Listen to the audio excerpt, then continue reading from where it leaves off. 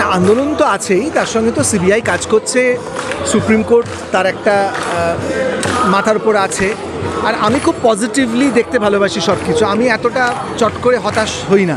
তাহলে আমার মনে হয় যে এটা তো একটা ধাপ, এবং নিশ্চয়ই আরও অন্য নামগুলোও আছে। শুধু তো সন্দীপ ঘোষ না, আরও 4 জন গ্রেপ্তার হয়েছে যতদূর আমি জানি।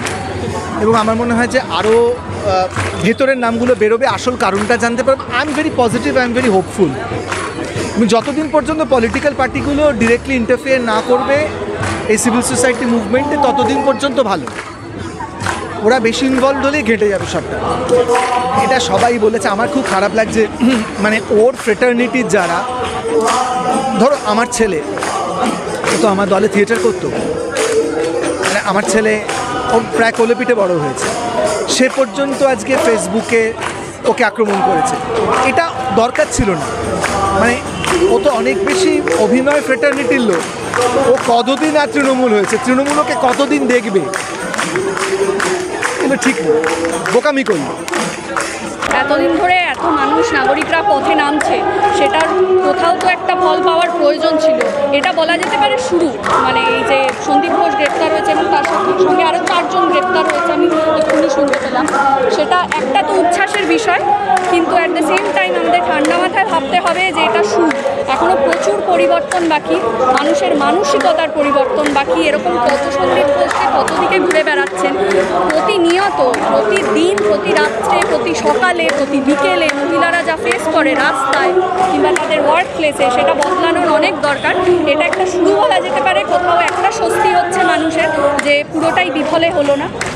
কাজেই আমি খুবই খুশি আজকের দিনটায়, কিন্তু আমি অ্যাট দ্য সেম টাইম একদম মানে হাঁপ ছেড়ে বসে পড়তে পারছি না, যেমন কেউই বসে পড়তে পারছে না, কারণ অনেকটা পথ পড়ে আছে। অ্যাবসলিউটলি আশা তো করাই যায়, সবসময় লোকে চায় যে একটা আলটিমেট সলিউশনে পৌঁছতে। আমার মনে হয় সেটার জন্য সময় লাগে, কিন্তু সবথেকে বেশি যেটা ফোকাস করা উচিত আমার মনে হয়, যেটা মহিলারা পার্টিকুলারলি বারবার প্রশ্ন তুলেছে, সেটা হচ্ছে মানসিকতার পরিবর্তন। যেটা না হলে কখনো কোনো ক্যাপিটাল পানিশমেন্ট, যাকেই গ্রেপ্তার করো, আলটিমেটলি এটা কি আমরা এনশিওর করতে পারবো যে এরকম কোনো ঘটনার পরবর্তীকালে ঘটবে না? মানে সেটা সবথেকে বেশি ইম্পর্টেন্ট। সেটার জন্য মহিলাদের এক জায়গায় হওয়া খুবই গুরুত্বপূর্ণ, যাতে একদম বেসিক লেভেল থেকে পরিবর্তনটা শুরু করা যেতে পারে। মানে সেটা এডুকেশন থেকে হতে পারে, সেটা যে কোনো জায়গা থেকে হতে পারে, খুবই ইম্পর্টেন্ট। তাই না হলে এই গ্রেপ্তার 26 দিন কেন, হয়তো 2 বছর আগেও হতে পারতো, 4 বছর আগেও হতে পারতো। সুতরাং আজকে এই গ্রেপ্তারের জায়গাটা আমার মনে হয় যে আজকে এটার পুরো কৃতিত্বই হচ্ছে আমাদের রাজ্যের নাগরিকদের, কারণ তারা 26 দিন ধরে যে প্রতিবাদটা করে গেছেন, সুতরাং সেইখান থেকে কিন্তু আজকে এই গ্রেপ্তার করতে তারা বাধ্য হয়েছেন আমার মনে হয়।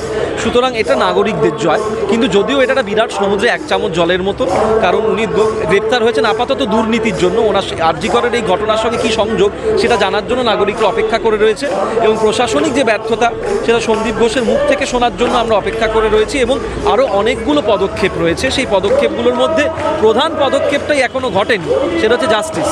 যে যারা তিলোত্তমাকে এভাবে হত্যা করলেন, তারা এখনও 26 দিন হয়ে গেছে যদি এই শহরেই থাকেন, আমার ঘেন্না করছে সেই শহরের, মানে এখনও তারাও ঘুরে বেড়াচ্ছে, আমরাও ঘুরে বেড়াচ্ছি। সুতরাং তারা যতক্ষণ না গ্রেপ্তার হচ্ছে, এটার কাছাকাছিও আমরা পৌঁছতে পারছি না। এবং এই গ্রেপ্তারিটা বা তারপর তার যে শাস্তি হবে, সেটা ছাড়াও একটা বড় পরিকাঠামোগত বদল দরকার মহিলা তৃতীয় লিঙ্গে যারা আছেন তাদের সুরক্ষা নিয়ে।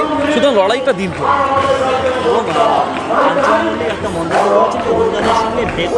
জানি এটার প্রতিক্রিয়া আমি ইতিমধ্যে আমার নিজের মতন করে সংবাদ মাধ্যমে জানিয়েছি।